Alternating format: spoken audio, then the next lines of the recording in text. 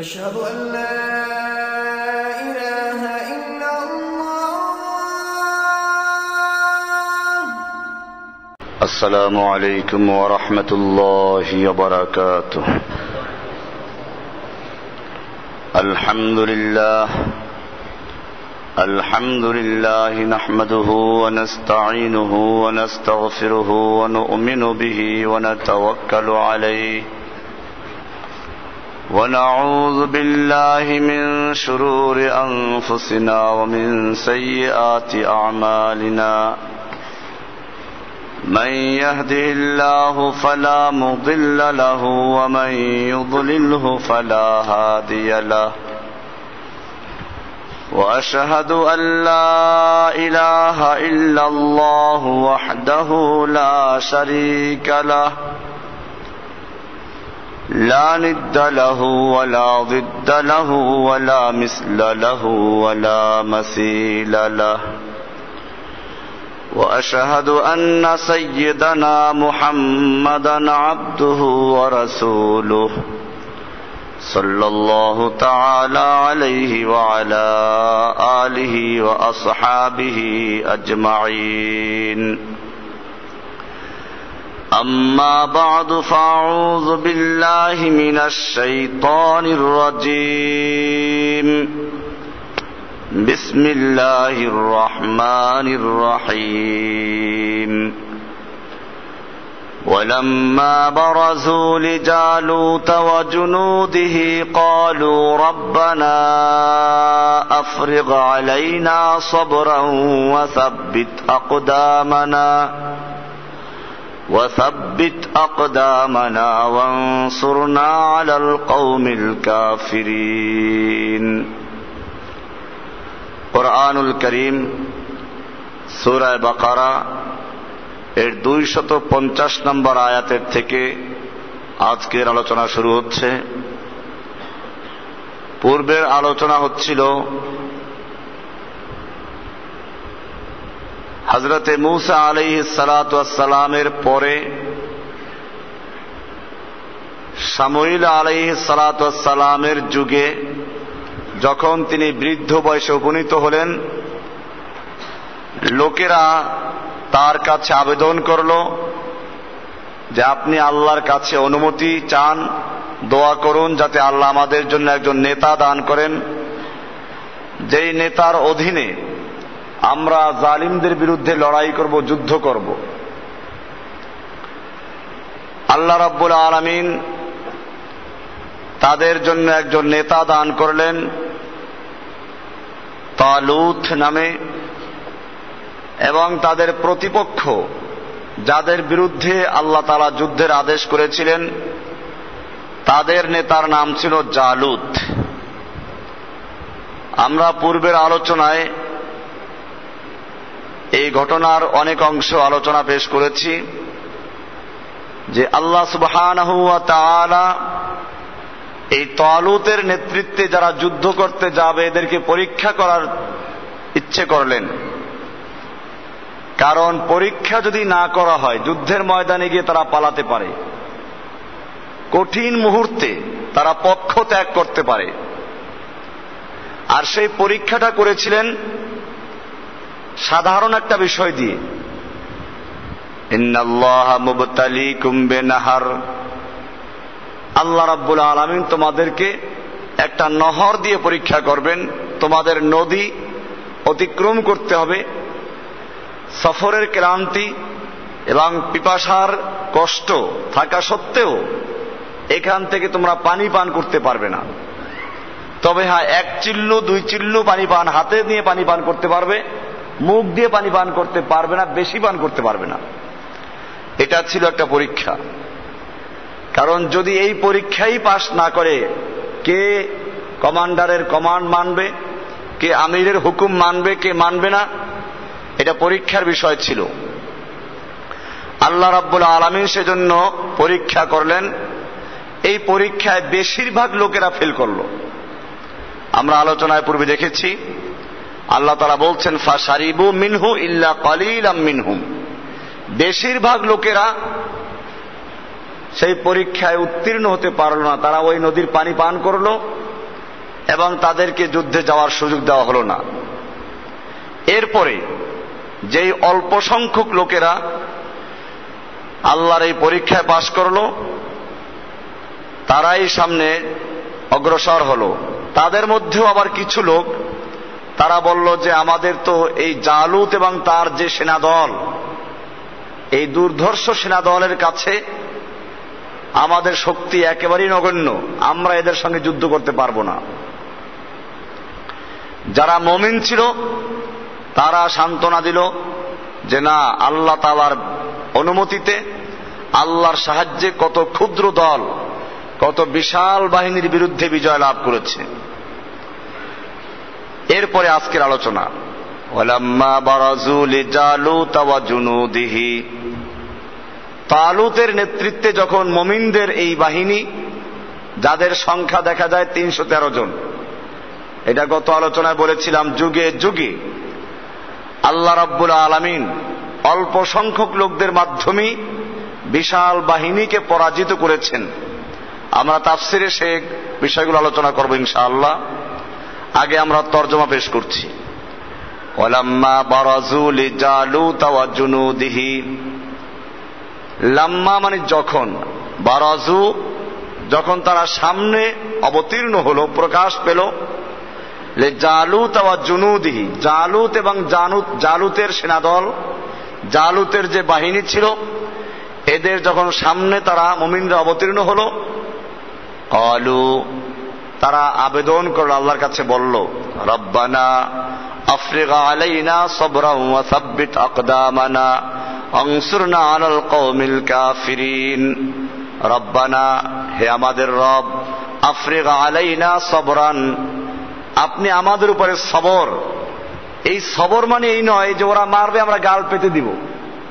অনেকে সবরের ভুল অর্থ বুঝে। সবরের মানে হচ্ছে এক এক জায়গায় এক এক রকম। কোন মুমিন আপনার সঙ্গে দুরাচরণ করলো, সেক্ষেত্রে চুপ থাকা, এটা ঠিক আছে। কিন্তু কোন কাফের যখন মুসলমানকে চ্যালেঞ্জ করে অথবা যুদ্ধের ময়দান অবতীর্ণ হয়, তখন সবরের মানি আর এটা থাকে না। সবর মানে অটল থাকা, স্থির থাকা। এখানে সে অর্থই, রব্বানা আফরিগ আলাইনা সবরান, হে আমাদের রব, আপনি আমাদেরকে সবর তথা যুদ্ধের ময়দানে অটল থাকার ব্যবস্থা করেন। ওয়া সাব্বিত আকদামানা, এরই ব্যাখ্যা, সাব্বিত সাবেত রাখেন, স্থির রাখবেন। আকদামানা আমাদের কদম, আমাদের পা। আকদাম কদমের বহুবচন। আমাদের পা, আমাদের পদস্খলন যেন না হয়, পা যেন অটল থাকে, সেই তৌফিক দান করেন। আনসুরনা আলাল কওমিল কাফিরিন, এবং কাফের সম্প্রদায়ের বিরুদ্ধে আপনি আমাদেরকে সাহায্য করুন। মুমিনরা আল্লাহর কাছে সাহায্য প্রার্থনা করবে। আল্লাহ তাআলা এরপরে বলছেন, ফাহাজামুহুম বিইذনিল্লাহি, মুমিনরা যখন আল্লাহর সাহায্য নিয়ে আল্লাহর কাছে আবেদন করে যুদ্ধ শুরু করলো, তারা আল্লাহর সাহায্য এবং আল্লাহর হুকুমে এই জালুত এবং তার বাহিনীকে পরাস্ত করলো, তাদেরকে ধ্বংস করে দিল। ওয়াকাতালা দাউদ জালুতা, তালুতের সেনাদলের মধ্যে, অর্থাৎ মুসলিম সেনাদলের মধ্যে, মুসলিম এই জন্য বলছি যে আগেও যারা মুমিন ছিল তাদেরকে মুসলিম বলা হতো। যুগে যুগে আল্লাহর দেওয়া দ্বীনের নাম ছিল ইসলাম, এবং সব যুগেই মুসলিম ছিল। ইহুদি খ্রিস্টান এগুলো আল্লাহর দেওয়া কোনো নাম নয়। এই জন্য কোরআন এটাকে প্রতিবাদ করেছে। মা কানা ইব্রাহিমু ইয়াহুদিয়ান ওয়ালা নাসরানিয়ান, ইব্রাহিম আলাইহিস সালাম ইহুদিও ছিলেন না, নাসারা বা খ্রিস্টানও ছিলেন না। ওয়ালাকিন কানা হানিফান মুসলিমা, তিনি ছিলেন একজন হানিফ মুসলিম, পিওর মুসলিম। কাজে আগেও লোকেরা মুসলিম ছিল। এই মুসলিম বাহিনীর মধ্যে একজন যুবকের নাম ছিল দাউদ, যিনি পরবর্তীতে দাউদ আলাইহিস সালাম নামে পরিচিতি লাভ করেন, নবুয়ত প্রাপ্ত হন। তিনি তখন যুবক। জালুত ছিল আসলে দুর্ধর্ষ সেনা এবং কমান্ডার। সে যুদ্ধের ময়দানে আহ্বান করলো, চ্যালেঞ্জ করলো যে আমার সঙ্গে পারলে যুদ্ধ করতে আসো। সম্মুখ যুদ্ধ, মল্লযুদ্ধের জন্য তিনি চ্যালেঞ্জ ছুড়ে মারলেন। তালুতের বাহিনীর মধ্যে তথা মুসলিম সেনাদের মধ্যে কেউই সাহস করল না এর সামনে যাওয়ার জন্য। শেষ পর্যন্ত তালুত ঘোষণা করল, এই জালুতকে যে হত্যা করতে পারবে তার মেয়ের সঙ্গে এই মুসলিমকে বিয়ে দেওয়া হবে। দাউদ একজন যুবক, তিনি সামনে অগ্রসর হলেন এবং জালুতের সামনে যুদ্ধ লিপ্ত হলেন এবং এমন ভাবে প্রথম আক্রমণই জালুতকে হত্যা করে ফেলে। আল্লাহ তাআলা সেটা বলছেন, ওয়াকাতালা দাউদ জালুতা, দাউদ জালুতকে হত্যা করে ফেলল। ওয়াতাহুল্লাহুল মুলকা ওয়াল হিকমাতা, এবং এই দাউদকে আল্লাহ রাব্বুল আলামিন ক্ষমতা, হিকমা এসব দান করেছিলেন। ওয়াল্লামাহু মিম্মা ইয়াশাউ, আর আল্লাহ তাআলা তাকে যা ইচ্ছা তাই দান করেছেন, তার ইলম দান করেছেন, নবুয়ত দান করেছেন। এরপরে আল্লাহ তাআলা একটা গুরুত্বপূর্ণ কথা বলছেন, এই কতল, হত্যা, মারামারি কেন এগুলো করতে হবে? ওয়ালাউলা দাফউল্লাহিন নাস বা'দাহুম বিবা'দিন লাফাসাদাতিল আরদু ওয়ালাকিন্নাল্লাহা যু ফাদলিন আলাল আলামিন। মারামারি কাটাকাটি দুনিয়াতে আছে। আল্লাহ তাআলা বলছেন, ওয়ালাউলা দাফউল্লাহিন নাস বা'দাহুম বিবা'দিন, যদি আল্লাহ রাব্বুল আলামিন কতকগুলো মানুষকে কতকগুলো মানুষের দ্বারা প্রতিহত না করতেন, তাহলে বোঝা যায় দুনিয়াতে সবসময় একদল লোক জালিম থাকে, অত্যাচারী থাকে। আল্লাহ তাআলা এদের ক্ষমতা দান করেন এবং ক্ষমতায় থাকার পরে তারা ক্ষমতার অপব্যবহার করে, অত্যাচার করে, মানুষের উপর জুলুম করে। আল্লাহ তাআলা এদেরকে প্রতিহত করার জন্য আর এক দলকে বিজয়ী করে দেন। আল্লাহ বলছেন, ওয়ালাউলা দাফউল্লাহিন নাস বা'দাহুম বিবা'দিন, আল্লাহ তাআলা যদি কিছু সংখ্যক লোকের মাধ্যমে অপর কিছু লোকদেরকে প্রতিহত না করতেন, লাফাসাদাতিল আরদু, তাহলে জমিন তথা পৃথিবী ফিতনা ফাসাদে পরিপূর্ণ হয়ে যেত, ধ্বংস হয়ে যেত।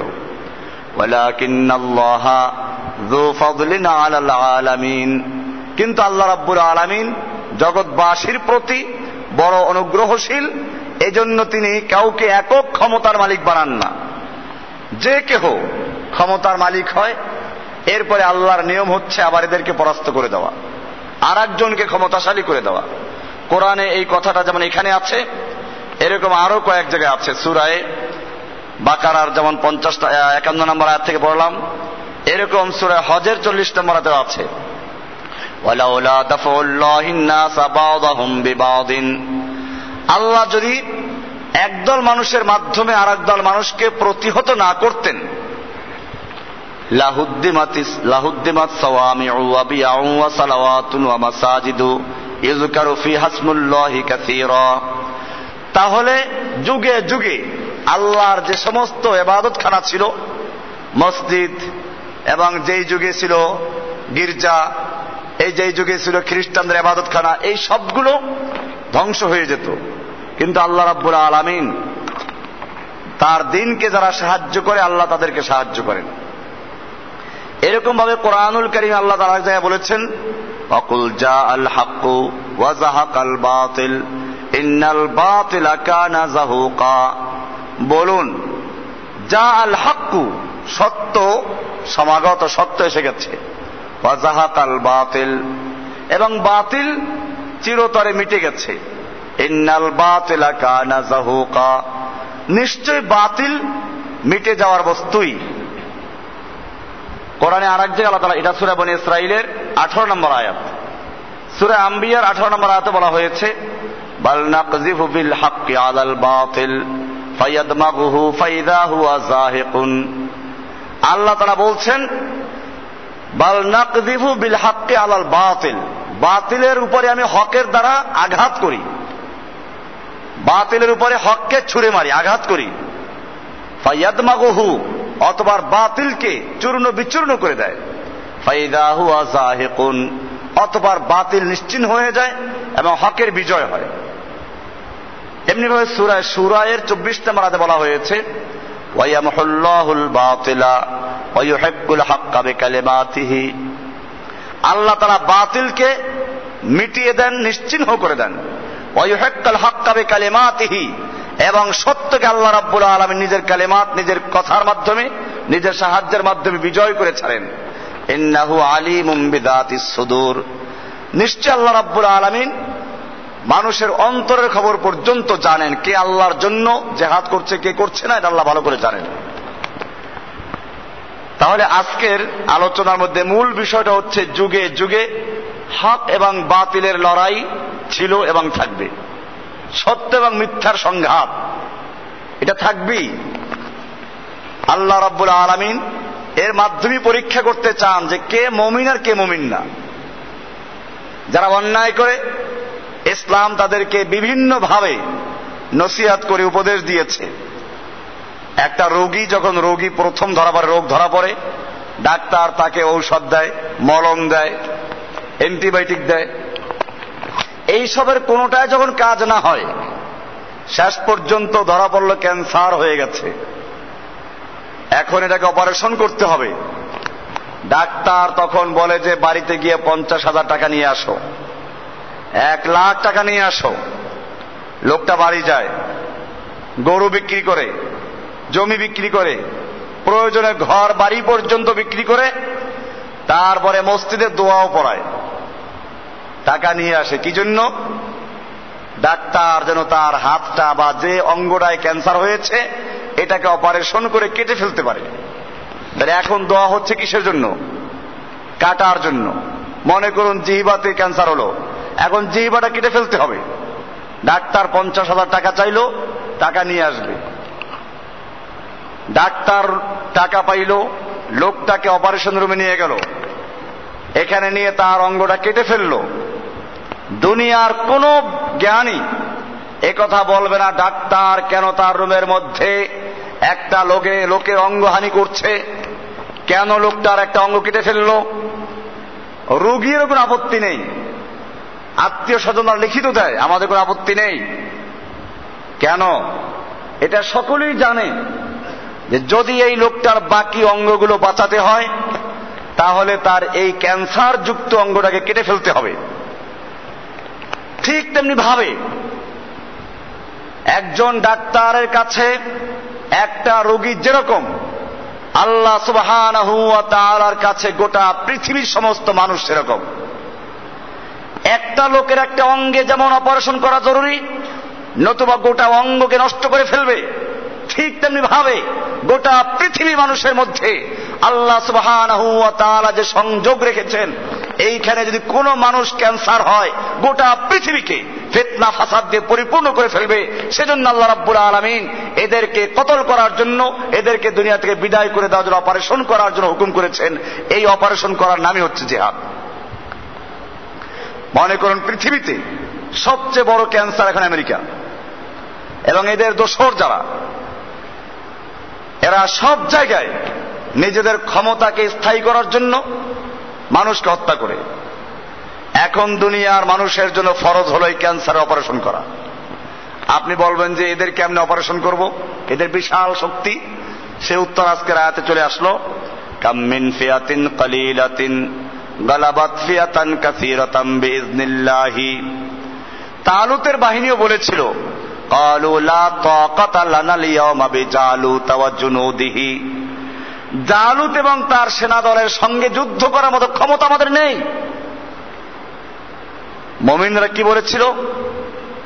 ক্বালাল্লাযীনা ইয়াযুন্নুনা আন্নাহুম মুলাকুল্লাহি কাম মিন ফিয়াতিন কালিলাতিন গালাবাত ফিয়াতান কাসীরাতাম বিইজনিল্লাহ।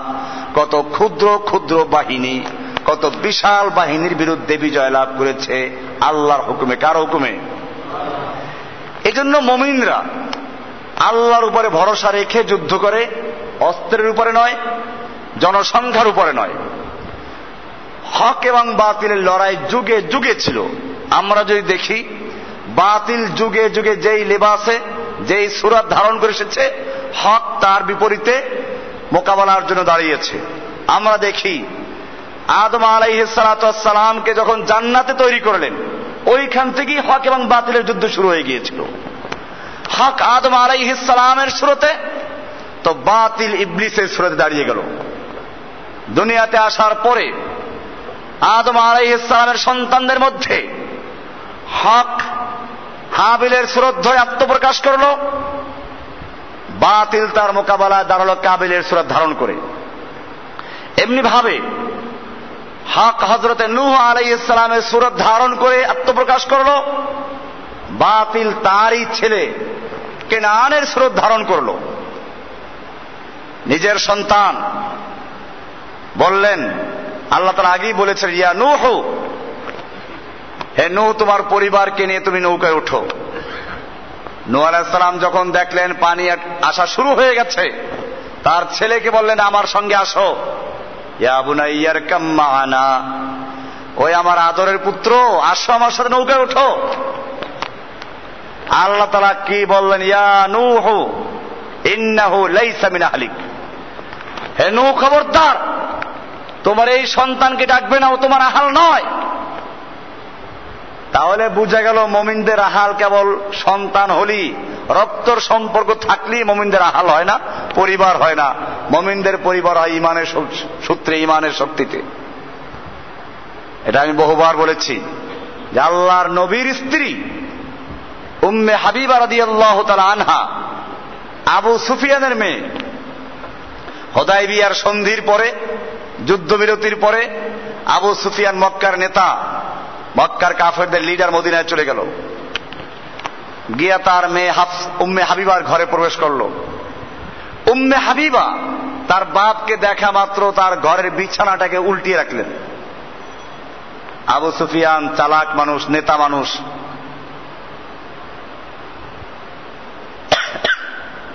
কথাটা একটু ঘুরিয়ে দিলেন যে আচ্ছা, তুমি যে বিছানাটাকে গুটিয়ে ফেললে কেন? আমি অনেক বড় মানুষ, নেতা মানুষ, তোমার এই বিছানাটা আমার উপযুক্ত নয় সেজন্য গুটিয়েছ, নাকি আমি এই বিছানাটার উপযুক্ত নই? আল্লাহর নবীর স্ত্রী, যদিও তার মেয়ে, আবু সুফিয়ানের মেয়ে, তিনি বলছেন, আবু সুফিয়ান, তুমি একজন মুশরিক। আল্লাহ রাব্বুল আলামিন কোরআনে বলেছেন, ইন্নামাল মুশরিকুনা নাজিসুন, নিশ্চয় মুশরিক হচ্ছে নাপাক। আর এই বিছানাটায় আল্লাহর নবী বসেন, আল্লাহর নবী হচ্ছেন পবিত্র। আল্লাহর নবী যেই বিছানায় বসেন, সেই বিছানায় তোমার মতো কোন নাপাক বসতে অধিকার রাখে না, আমি সেজন্য গুটিয়ে ফেলেছি। বোঝা গেল মুমিনদের আহাল, মুমিনদের পরিবার হয় ইমানের ভিত্তিতে। সাহাবায়ে কেরাম সেই পরিচয় দিয়েছেন।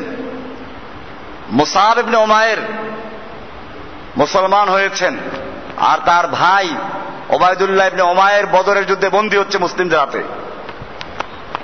পাশ দিয়ে যাচ্ছেন ভাই সাহাবী মুসআব ইবনে উমাইর, বলছেন মুসলমানদেরকে, ওরে ভালো করে বাঁধো, ওর মা বড় ধনী, অনেক টাকা দিয়ে ওকে ছাড়াবে। ভাই বলল যে তুমি না আমার ভাই, তুমি তোমাকে সুপারিশ করবে ছাড়াবার জন্য, তুমি কেন ভালো করে বাঁধতে বলছো? বলো, তুমি আমার কিসের ভাই? তুমি মুশরিক। কোন মুশরিক কোন কাফের মুমিনদের ভাই হতে পারে না। আমার ভাই তো ওরা যারা তোমাকে বাঁধতেছে, তারা আমার ভাই।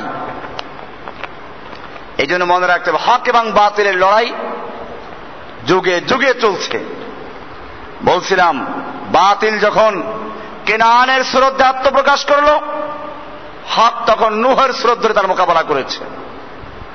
বাতিল যখন নমরুদের সুরত ধরে আত্মপ্রকাশ করেছিল, হক তখন ইব্রাহিম আলাইহিস সালামের সুরত ধরে তার প্রতিবাদ করেছে। বাতিল যখন ফিরআউনের সুরতে প্রকাশ করে পেয়েছিল, হক তখন মূসা আলাইহিস সালামের সুরত ধারণ করে প্রকাশ পেয়েছে। বাতিল যখন বনি ইসরাইলদের সুরত ধারণ করে প্রকাশ পেয়েছিল, হক তখন ঈসা আলাইহিস সালামের সুরত ধারণ করে তার মোকাবেলা করেছে। বাতিল যখন রোম, পারস্য তথা কায়সার এবং কিসরার সুরত ধারণ করে পৃথিবীতে অন্যায়ের রাজত্ব কায়েম করেছিল, তার মোকাবেলার জন্য মুহাম্মদুর রাসূলুল্লাহ সাল্লাল্লাহু আলাইহি ওয়াসাল্লাম আগমন করেছেন। বাতিল যখন হাজ্জাজ ইবনে ইউসুফের সুরত ধারণ করে অন্যায় জুলুম অত্যাচার শুরু করেছিল, হক তখন সাইদ ইবনে জুবাইরের সুরত ধারণ করে তার মোকাবেলা করেছে। বাতিল যখন খলিফা মনসুরের সুরত ধারণ করে জুলুম অত্যাচার নির্যাতন শুরু করেছিল, হক তখন ইমামে আবু হানিফার সুরত ধারণ করে তার মোকাবেলা করেছে। বাতিল যখন খলিফা মুতাসিম বিল্লাহর সুরত ধারণ করে অত্যাচার এবং জুলুম শুরু করেছিল, হক তখন ইমামে আহমদ ইবনে হাম্বলের সুরত ধারণ করে তার মোকাবেলা করেছে। বাতিল যখন তাতারীদের ফিতনার সুরত ধারণ করে পৃথিবীতে অত্যাচার এবং জুলুম শুরু করেছিল, হক তখন ইমাম ইবনে তাইমিয়া রাহমাতুল্লাহর সুরত ধারণ করে তার মোকাবেলা করেছে। বাতিল যখন ভারতবর্ষে জালালউদ্দিন আকবর বাদশাহ আকবরের সুরত ধারণ করে আত্মপ্রকাশ করেছিল, ইসলামকে ধ্বংস করার জন্য দ্বীন ইলাহি নামক এক নতুন ধর্ম দাঁড় করিয়েছিল, হক তখন মুজাদ্দিদ আল ফিসানি রাহমাতুল্লাহর সুরত ধারণ করে তার মোকাবেলা করেছে। বাতিল যখন নিজামুল মুলুকের সুরত ধারে আত্মপ্রকাশ করেছিল, হক তখন ইমাম গাজ্জালী সুরত ধারণ করে মোকাবেলা করেছে। বাতিল যখন ইংরেজদের সুরত ধারণ করে ভারতবর্ষের মুসলিমদেরকে নিশ্চিহ্ন করার চক্রান্ত করেছিল, হক তখন শাহ আব্দুল আজিজ রহমতুল্লাহ আলাইহির ফতুয়া হয়ে তারপরে মোকাবেলা করেছে। বাতিল যখন এই ভারতবর্ষে খ্রিস্টানদের সুরত ধারণ করে আত্মপ্রকাশ করেছিল, তখন ওই সময় রহমতুল্লাহ কিরানবী তার মোকাবেলা করেছিলেন। এমনি ভাবে বাতিল যখন কাদিয়ানি সুরত ধারণ করে আত্মপ্রকাশ করেছিল, তখন আতাউল্লাহ শাহ বুখারী রাহমাতুল্লাহ আলাইহি তার মোকাবেলা করেছেন। যুগে যুগে হক এবং বাতিলের সংঘাত এবং লড়াই চলতেই থাকবে। আল্লাহর রাসূল সাল্লাল্লাহু আলাইহি ওয়াসাল্লাম সাবধান করেছেন। আজকে অনেকেই মনে করে এত দল এত মত আমরা কই যাব। আমি বলি দল মত তো তৈরি হবে, এটা আল্লাহর রাসূল সাল্লাল্লাহু আলাইহি ওয়াসাল্লাম পরিষ্কার করে দিয়েছেন। আমাদের অনেকেরই এই ধারণা ক্লিয়ার না। অনেক ওয়াজ নসিহত শুনে তারপরেও দেখা যায় যে বয়ানের পরে জিজ্ঞেস করি এত দল কেন হলো। ওই যে কাহিনী আছে লাইলি মজনুর কিস্সা শুনে রাতভর কাহিনী শুনে জিজ্ঞেস করে লাইলি পুরুষ না মেয়ে লোক। আমাদের লোকদের অবস্থা এরকম। আল্লাহর রাসূল সাল্লাল্লাহু আলাইহি ওয়াসাল্লাম পরিষ্কার করে দিয়েছেন কিয়ামত পর্যন্ত অনেক দল অনেক মত তৈরি হবে। আল্লাহর রাসূল সাল্লাল্লাহু আলাইহি ওয়াসাল্লাম একটা ভাষণ দিচ্ছিলেন।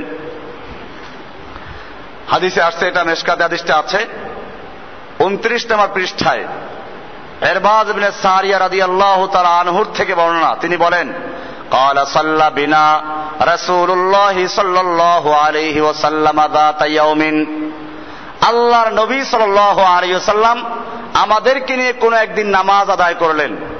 সুম্মা আকবালা আলাইনা বিওয়াজহিহি, অতঃপর আমাদের দিকে চেহারা ফিরিয়ে ঘুরে বসলেন।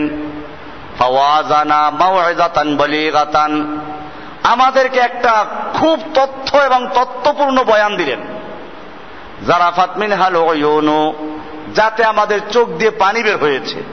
ওয়াজিলাত মিনহাল কুলুবু, এবং অন্তরগুলো ভয়ে কেঁপে উঠল। ফাকাল রাজুলুন, এক ব্যক্তি আমাদের থেকে তিনি বললেন, ইয়া রাসূলুল্লাহি কান্না হাযিহি মাউইযাতু মুআদ্দিন, ইয়া রাসূলুল্লাহ, এ তো মনে হচ্ছে যেন একজন লোক বিদায় নেওয়ার সময় যেরকম কথা বলে, আপনি যেন আমাদেরকে বিদায় দিচ্ছেন, সেই মুআদ্দি বিদায় দানকারী মতো কথা বলছেন, আপনি যেন বিদায় দিচ্ছেন আমাদেরকে। ফাআউসিনা, আমাদেরকে কিছু ওসিয়ত করুন, গুরুত্বপূর্ণ কিছু ওসিয়ত করুন যেন আমরা সেটা ধরে রাখতে পারি। ফাকালা ওসিকুম বিতাকওয়াল্লাহি ওয়াস-সামি'i ওয়াত-তাআ, আমি তোমাদেরকে ওসিয়ত করছি। ওসিকুম, খুব ভালো করে শুনতে হবে এগুলো। ওসিকুম বিতাকওয়াল্লাহ, আমি তোমাদেরকে ওসিয়ত করছি তাকওয়া অর্জন করার জন্য, আল্লাহকে ভয় করে চলা। তাকওয়া কি জিনিস? ইবনে আব্বাস রাদিয়াল্লাহু তাআলা আনহুর থেকে তাফসীর পাওয়া যায়। ইবনে কাসিরের একেবারে শুরুতে হুদাল লিল মুত্তাকিনের তাফসীরে আছে। ওনাকে কেউ জিজ্ঞেস করেছিল তাকওয়া কি জিনিস। ইবনে আব্বাস বললেন, তুমি কি কাঁটাদার জঙ্গলে কখনো চলেছো? বলে, হ্যাঁ চলেছি। কেমনে চলো?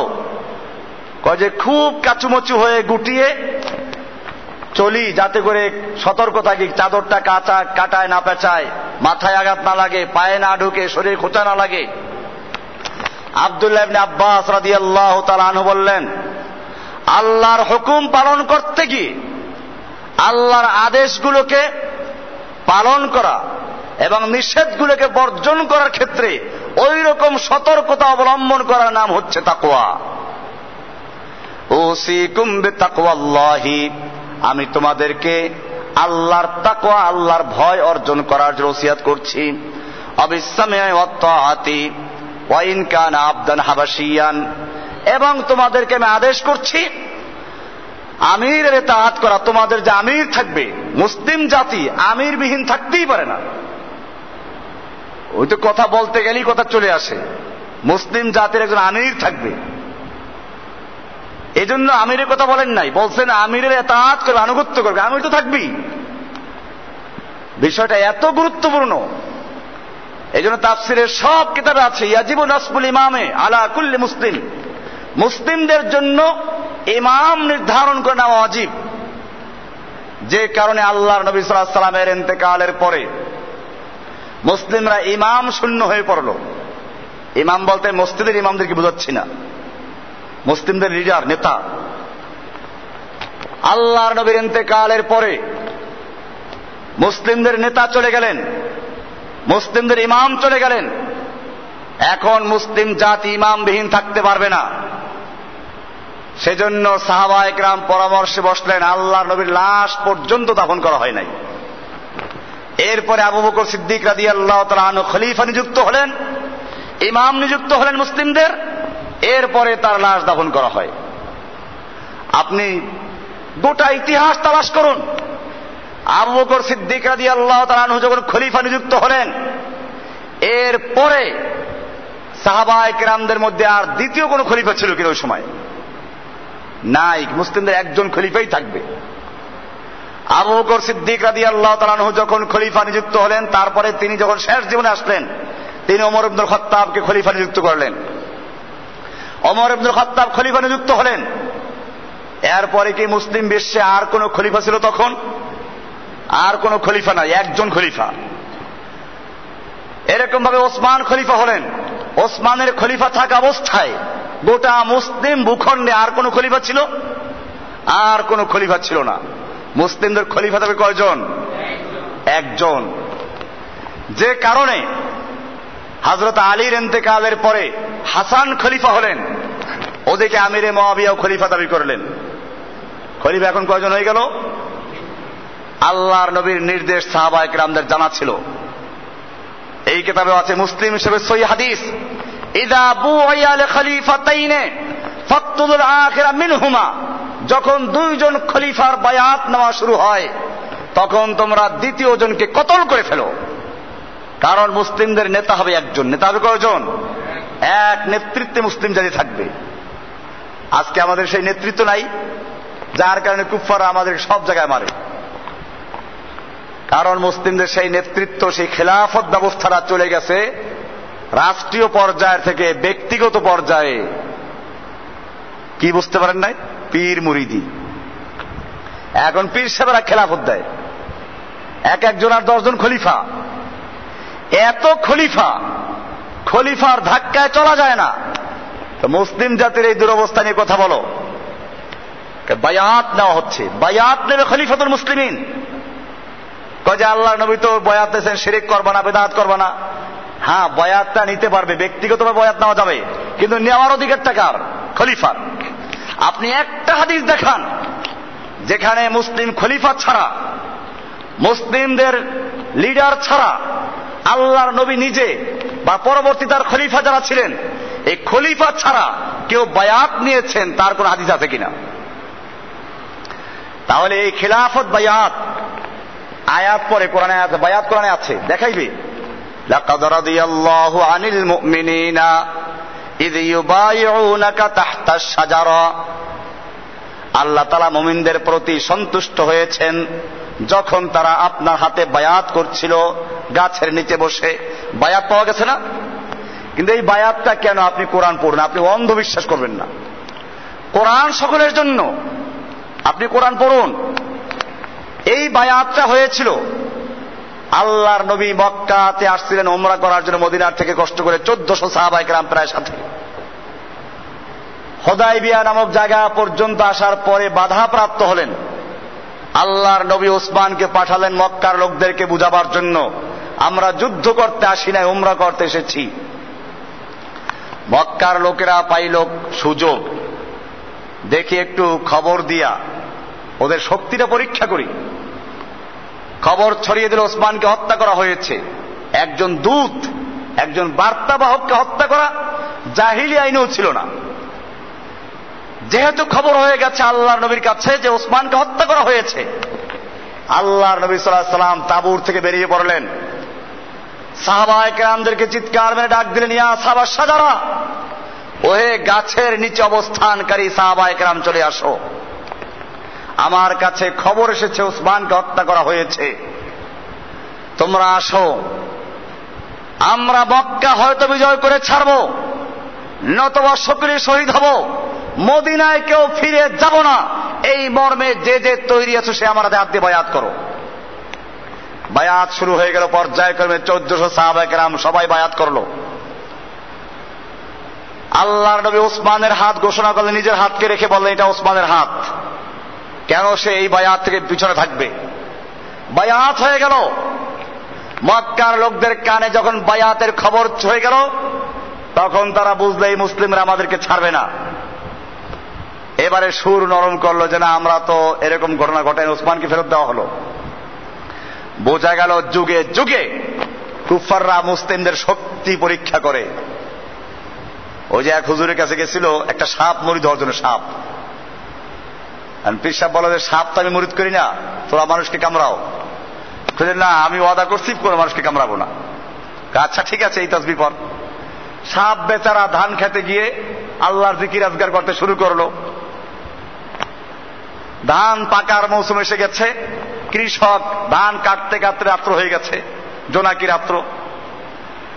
ধানের আটা বাঁধার জন্য রশি তার শেষ হয়ে গেছে, দেখলো যে মাশাআল্লাহ লম্বা রশি পাওয়া গেছে, ওটাকে দিয়ে তার ধানের আটি বেচালো।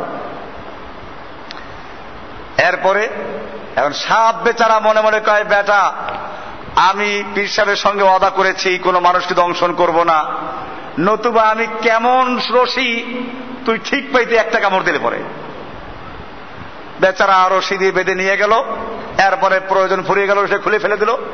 সাপ বেচারা ঘাড় মোড়াতে মোড়াতে গেছে পীর সাহেবের দরবারে, হুজুর আপনার মুরিদ হয়ে তো আবার সর্বনাশ হয়ে গেছে, আমার ঘাড় ভেঙে গেছে, মাজা ভেঙে গেছে।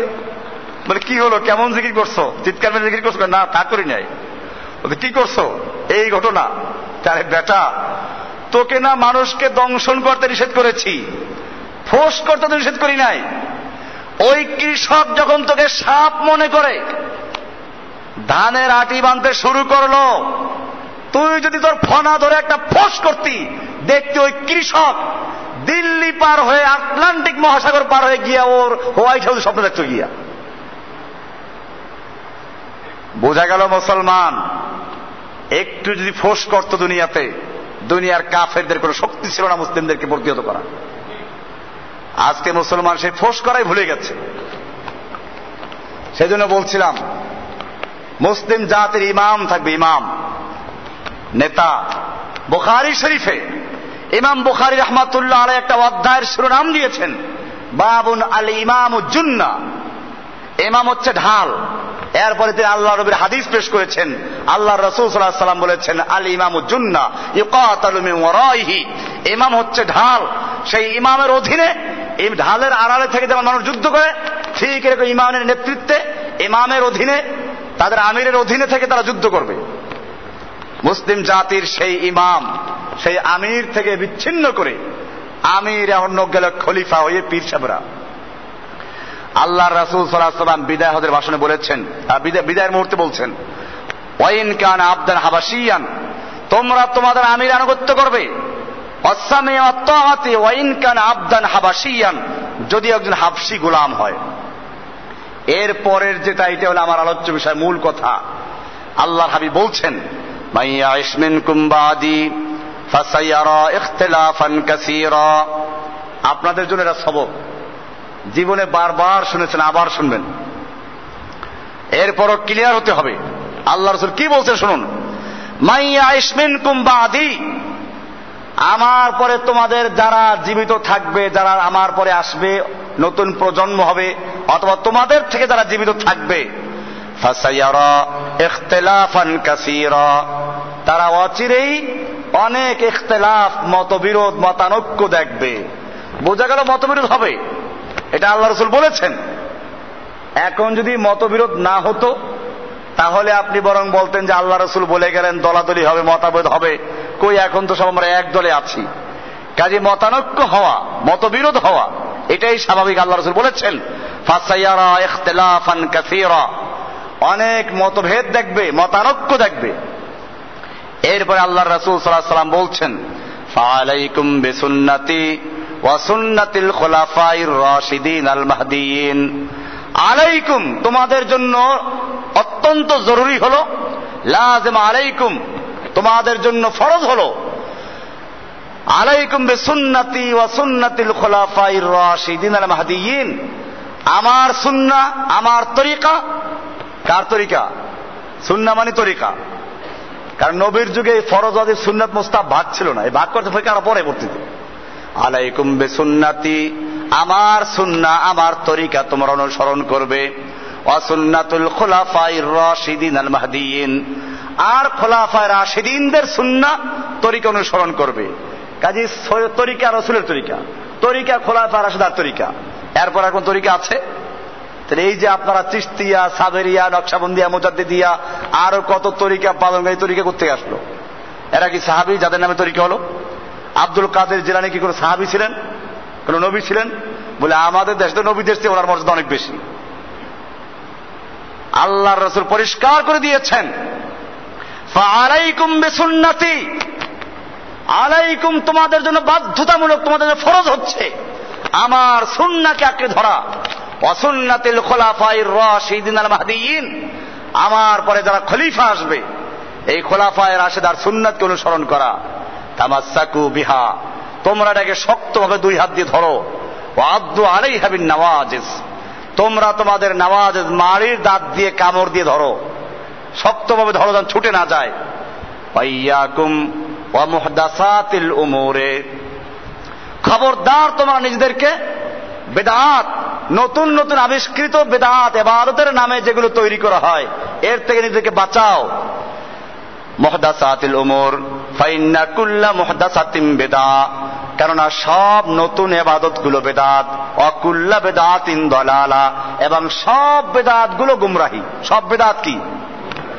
আল্লাহর নবী বলেন কুল্লু বিদআতিন দালালা, আর আমাদের দেশের একদল পীর সাহেবের মুরিদরা বলে না, বেদাত দুই রকম, হাসানা আর কি সাইয়া, বেদাত ভালো বেদাত আর খারাপ বেদাত। এই রাস্তা বের করলো, ফাঁক বের করলো, এরপরে তারা বেদাত তৈরি করতে শুরু করলো। হাদিসগুলো শুনে নেন একবার প্রথমে, আল্লাহ রাসূল আরো স্পষ্ট করলেন। এরপরে হাদিসটা عن عبد الله بن مسعود رضي الله تعالى عنه قال قط لنا رسول الله صلى الله عليه وسلم قطا। আব্দুল্লাহ ইবনে মাসউদ রাদিয়াল্লাহু তাআলা আনহু বলেন যে আল্লাহর রাসূল সাল্লাল্লাহু আলাইহি ওয়াসাল্লাম আমাদের উদ্দেশ্যে বুঝাবার জন্য একটা দাগ দিলেন, খত্তান, সোজা একটা দাগ দিলেন। সুম্মা খাত্তা খুতুতান আন ইয়ামিনিহি ওয়া খুতুতান আন শিমালিহি, এরপরে তিনি অনেকগুলো দাগ দিলেন ডান দিকে আর অনেকগুলো দিলেন বাম দিকে। সোজা একটা দাগ দিয়ে তার ডান দিকে অনেকগুলো দাগ দিলেন, বাম দিকে অনেকগুলো দাগ দিলেন।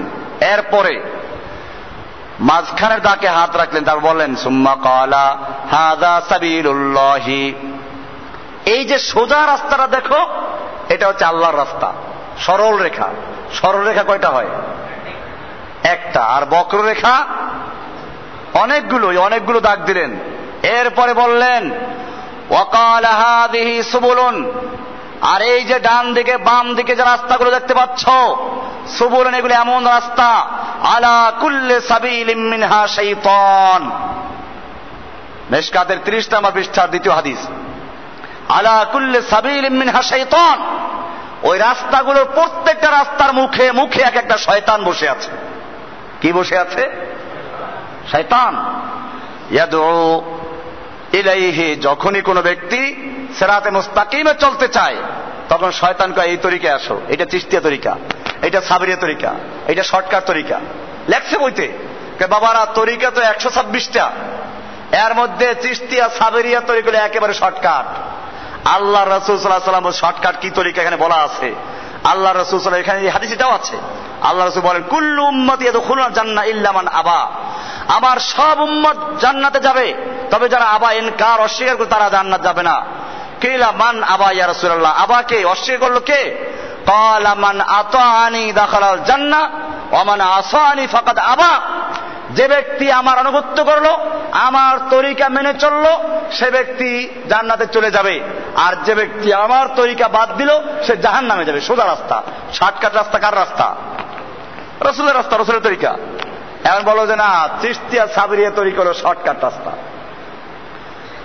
চরমনাই পীরের বই মাওয়াইজে সাকিয়া, এই বইতেও লেখা আছে, বেদে মারিফাতে লেখা আছে, ওনার 2-3টা বইতে লেখা আছে। বাবারা তরিকাতে 126টা কিতাবে আছে। আমি জিজ্ঞেস করি কোন কিতাবে আছে? এই 126 তরিকা, এইটা কি বুখারীতে আছে, মুসলিমে আছে, তিরমিজিতে আছে, নাসাইতে আছে, তাফসীরের বা হাদিসের কোন কিতাবে আছে, কোরআনের কোন জায়গায় আছে? কোন জায়গায় 126 তরিকা পাবেন না। পাবেন পীরের বইতে। কোথায়? আমি বলি কিতাবে আছে হয়তো ঠিকই, হয়তো শয়তানের ডায়েরিতে আছে, কিন্তু শয়তানের ডায়েরিতে তো নাই, কারণ শয়তানও জানে আল্লাহর রাস্তা কয়টা। শয়তানও এমন ভুল করবে না। এই পীর সাহেবেরা ইসলামকে যত জঘন্যভাবে ক্ষতি করেছে, এত ক্ষতি শয়তানও করতে পারে নাই। বইতে লেখা আছে পরিষ্কার। কি বললাম বইয়ের নাম? ভেদে মারিফাত, 2য় পৃষ্ঠায়। মাওয়াইজে সাকিয়া এর সম্ভবত 16 পৃষ্ঠায় পরিষ্কার লেখা আছে তরিকা তো 126টা। এই 126 তরিকার মধ্যে সবচেয়ে শর্টকাট তরিকা হচ্ছে ওই তরিকা যেই তরিকা বাবারা তোমরা আছো, অর্থাৎ চিশতিয়া সাবেরিয়া তরিকা। এইটার সবকটা তোমাদেরকে লিখে দিলাম, অনুমতি দিলাম, তোমরা এটা পড়ো। আল্লাহর রাসূল সাল্লাল্লাহু আলাইহি ওয়াসাল্লাম বলেছেন তরিকা তোমাদের জন্য একটা রেখে গেলাম, খত্তান মুস্তাকিমান, সোজা একটা দাগ দিলেন। এরপরে এটা হচ্ছে আল্লাহর রাস্তা। এরপরে রাসূল সাল্লাল্লাহু আলাইহি ওয়াসাল্লাম কোরআনের আয়াত পড়লেন। কোরআনের আয়াতে বলা আছে وأن هذا صراطي مستقيما فاتبعوه ولا تتبعوا السبل فتفرق بكم عن سبيله وأن هذا صراطي مستقيما। আল্লাহ বলছেন এটা হচ্ছে আমার রাস্তা, মুস্তাকিমান, একেবারে সোজা সরল। আল্লাহ বললেন আমার রাস্তা সোজা একটা।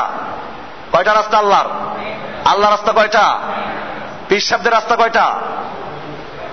ভালো করে বুঝতে হবে। যারা এখন পর্যন্ত দুর্বল আছেন, বুঝে না, কারণ এত বছর এত যুগ ধরে ধরে এই কাজ করে আসছে, এটাকে ছাড়া যায়?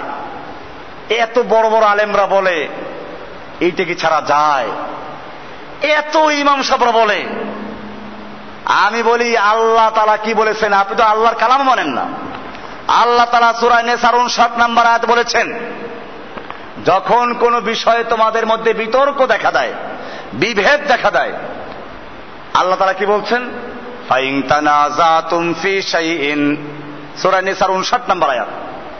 ফাইন তানাজাতুম ফি শাইইন, যদি তোমাদের মধ্যে কোনো বিষয়ে বিতর্ক দেখা দেয়, ইখতিলাফ দেখা দেয়, মতবিরোধ দেখা দেয়, তাহলে কি করবা? বড় বড় পীর সাহেবরা যা বলে মানবা, বড় হুজুররা যা মানবা, দেশের বেশিরভাগ লোক কি বলে তা মানবা, বাপ দাদার যুগ থেকে কি করে তা মানবা? না, আল্লাহ বলছেন ফারুদ্দুহু ইলাল্লাহি ওয়ার রাসূল ইন কুনতুম মুমিনিন, যদি মুমিন হয়ে থাকো, আল্লাহর উপর ঈমানদার হয়ে থাকো, তাহলে তুমি ওইটাকে আল্লাহ এবং আল্লাহর রাসূলের কাছে ফেরত দাও। আল্লাহর কাছে ফেরত দাও মানে কোরআনের সঙ্গে মিলাও, রাসূলের কাছে ফেরত দাও মানে হাদিসের সঙ্গে মিলাও। যদি কোরআন এবং হাদিসের সঙ্গে মিলে তাহলে মানবা যেই বলুক, আর যদি কোরআন সুন্নাহর সঙ্গে না মিলে তার মুখে ছুঁড়ে মারো, যদি মুমিন হয়ে থাকে এই কাজটা করো। আর যদি মুমিন না হইয়া শয়তানের মুরিদ হও, তাহলে তোমার কথা ভিন্ন। হাদিসে আল্লাহ রাসূলের কথাই বলেছেন, বিদায় হজে বারবার বলেছেন, তারাকতু ফীকুম মা, তোমাদের মাঝে এমন জিনিসকে রেখে যাচ্ছি, লাং তাদিল্লু মা তামাসসাকতুম বিহিমা, তোমরা পথভ্রষ্ট হবে না, গোমরা হবে না, যতক্ষণ পর্যন্ত ওই দুটো জিনিসকে ধরে রাখবে। সেই দুটো জিনিস কি? বড় বড় পীর সাহেবরা, বেশিরভাগ লোকেরা কি বলল? দেশের বড় বড় আলেমরা কি বলল? ভাইজান, আল্লাহর কালাম, আল্লাহর রাসূলের হাদিস স্পষ্ট, এরপরেও যদি বুঝে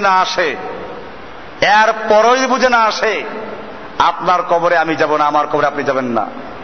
কিয়ামতের মাঠে আল্লাহ রাব্বুল আলামিন যখন জিজ্ঞেস করবেন, তোমার প্রতি নির্দেশ ছিল কোরআন এবং সুন্নাহকে আঁকড়ে ধরা, তুমি সেদিকে না গিয়ে দেশের বেশিরভাগ লোকেরা কি বলল, 126 তরিকা বলল, তুমি সেদিক চলে গেলা।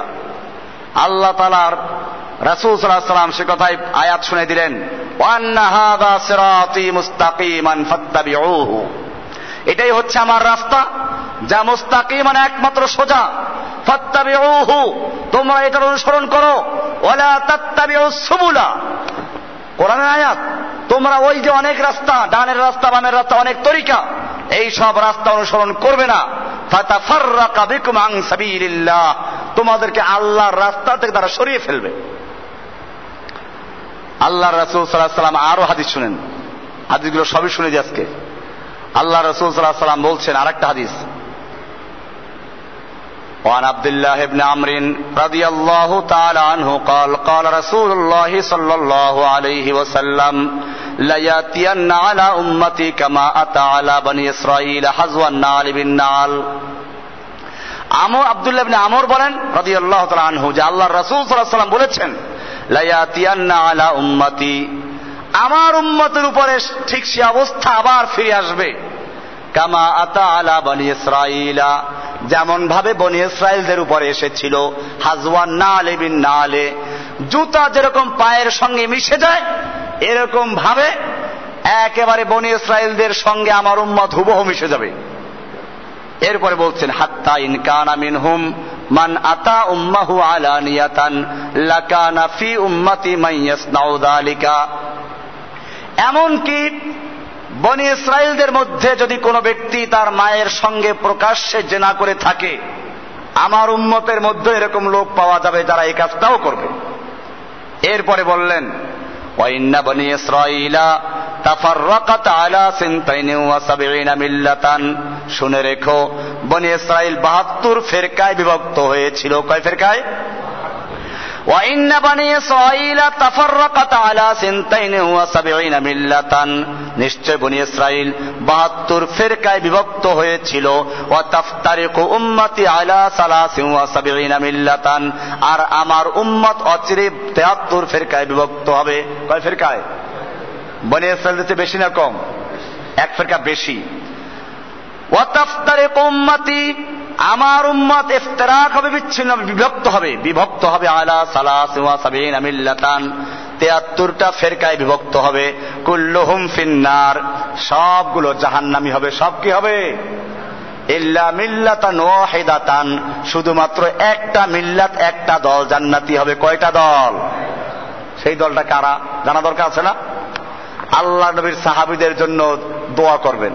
সাহাবায়ে কেরাম কি সুন্দর প্রশ্ন করে পরিষ্কার করে দিয়েছেন, যাতে করে কোন ব্যক্তি এই কথা বলতে না পারে সেটা চিশতিয়া তরিকা, সাবিরিয়া তরিকা, নকশবন্দিয়া তরিকা, অমুক তরিকা, কাদরিয়া তরিকা, এই সব কথা বলতে না পারে।